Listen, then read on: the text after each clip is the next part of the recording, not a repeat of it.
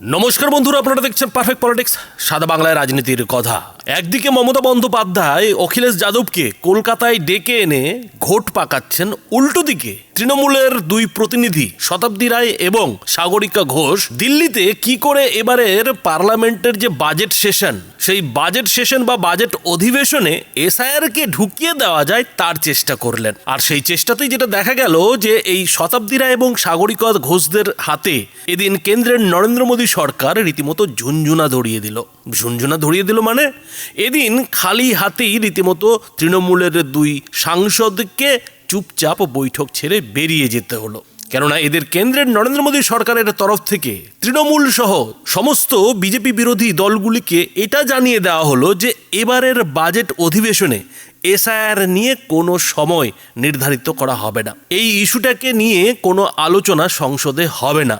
কেন হবে না? এর উত্তরে সংসদীয় বিষয়ক মন্ত্রী কিরেন রিজিজু যেটা পরিষ্কার ভাষায় জানিয়ে দিয়েছেন যে এই এসআইআর নিয়ে এরই মধ্যে দীর্ঘক্ষণ আলোচনা হয়ে গেছে।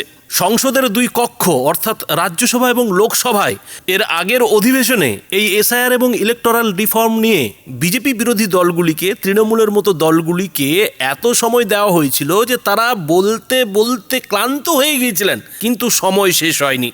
আর তারপরে ফের যদি এবারের এই বাজেট অধিবেশনে এসআইআর ইস্যুকে বিরোধীরা হাতিয়ার করতে চায় তাহলে কিন্তু সেটা মেনে নেওয়া হবে না। তারপরেও কিন্তু এদিন কিরেন রিজিজু এটা জানিয়েছেন যে এমনিতেও সাংসদরা তাদের বক্তব্য, তাদের মতামত রাখার অনেক সুযোগ পাবেন। তখন যদি তাদের মনে হয় যে তারা এই সব ইস্যু তুলবে তো তুলবেন, এটা নিয়ে তো কারো স্বাধীনতায় হস্তক্ষেপ করা যাবে না, সবাই স্বাধীন। তো এইরকমই একটা মন্তব্য কিন্তু এদিন সংসদীয় বিষয়ক মন্ত্রী কিরেন রিজিজু দিয়েছেন। আর তিনি ঠিক কি জানিয়েছেন বন্ধুরা আগে ছোট্ট করে দেখুন। I want to put the record very straight. Last time many political parties, in fact all the opposition parties, had demanded a discussion on SIR and government had expanded the scope. We had taken up the election reforms where the SIR issue was also been included. And thorough marathon discussion took place in both houses, in Lok Sabha and Rajya Sabha. All the other members were given ample time. In fact, parties exhausted their energy to complete the time and duration given. And thereafter, if they seek another debate discussion, that will be uncalled for because thoroughly this was discussed. There are many issues in the country, but as I said, this session is devoted to budget. Budget is extremely critical for the future of the nation, for the welfare of the citizens of India. This is a constitutional mandate given to the parliament to pass the budget, discuss, deliberate, and finally pass the budget. So we will be devoted to that. Before budget, Honorable President will guide us the way forward and also report the achievements of the government. So please wait for Honorable President's address tomorrow at 11 a.m. both the houses joint session of the parliament.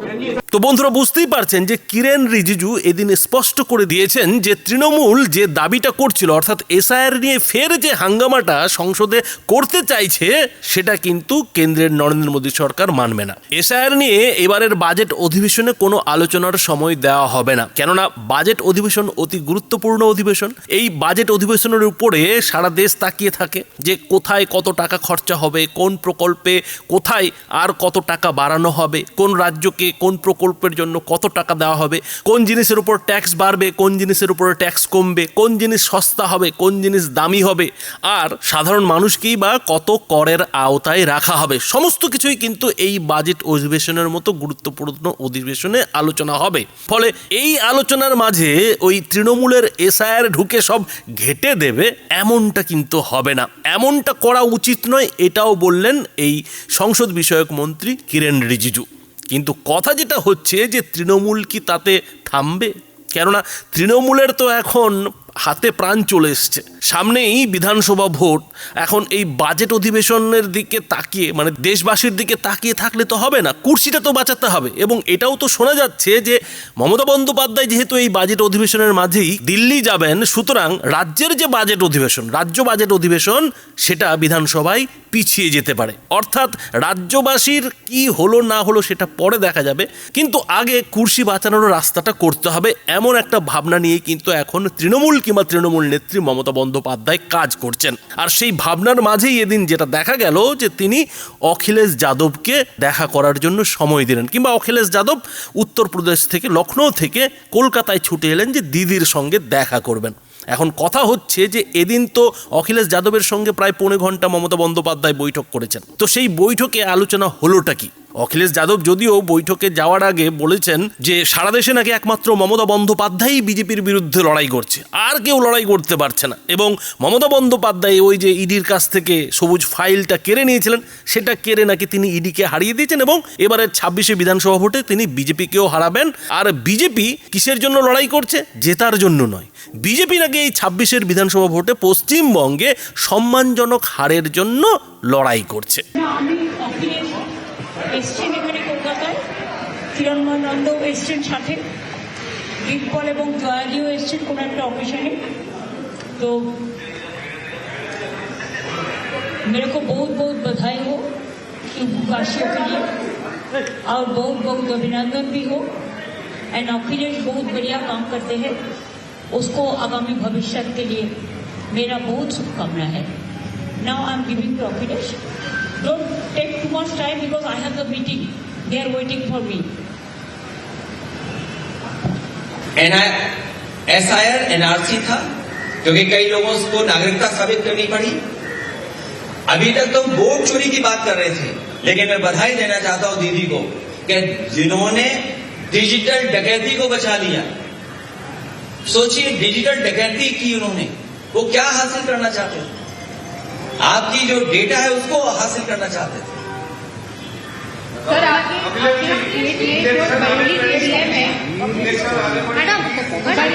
हो जाता है, दूसरा राज्यों में भी करता है, दूसरा विरोधी है, लेकिन वेस्ट बंगाल में ज्यादा होता है। मैं दीदी की हिम्मत को, उनके लोगों को बधाई देता हूं कि इस जिम्मेदारी से वो जनता के लिए लड़ रहे हैं। और ये ED, CBI, income tax BJP के साथ चलता है। बीजेपी का एक संगठन है ये, जहां बीजेपी को लगता है कि इसको आगे करके लड़ा जा सकता है, वो आगे करके लड़ते हैं। पूरा महाराष्ट्र कैसे जीता? ED, CBI, income tax. बहुत धन्यवाद। Thank you. आज के ছেড়ে দিন, আমাদের মিটিং আছে, কাজ আছে। अखिलेश जी बंगाल में बोला गया सारे না, আমি অখিলেশ এসছেন এখানে কলকাতায়, চিরঞ্জন নন্দও এসছেন সাথে, বীরবল এবং জয়াদিও এসছেন কোনো একটা অকেশনে।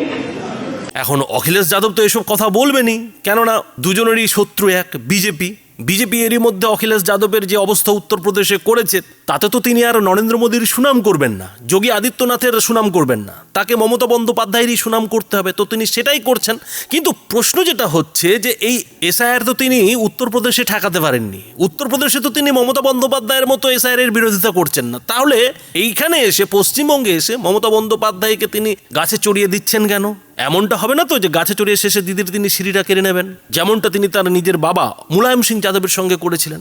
সমাজবাদী পার্টির রাশ নিজের হাতে নেওয়ার জন্য অখিলেশ যাদব শেষ বয়সে মুলায়ম সিং যাদবকে প্রায় একঘরে করে দিয়েছিলেন। দিদি সেটা বোঝেন, মমতা বন্দ্যোপাধ্যায় সেটা জানেন, তিনি এটাও জানেন যে তার সঙ্গেও এমনটা হতে পারে। তার যে ভাইপো মানে অভিষেক বন্দ্যোপাধ্যায়, তিনিও ওই অখিলেশ যাদবের স্টাইলে তৃণমূলটা দখল করতে পারেন, এটা অনেকেই বলেন।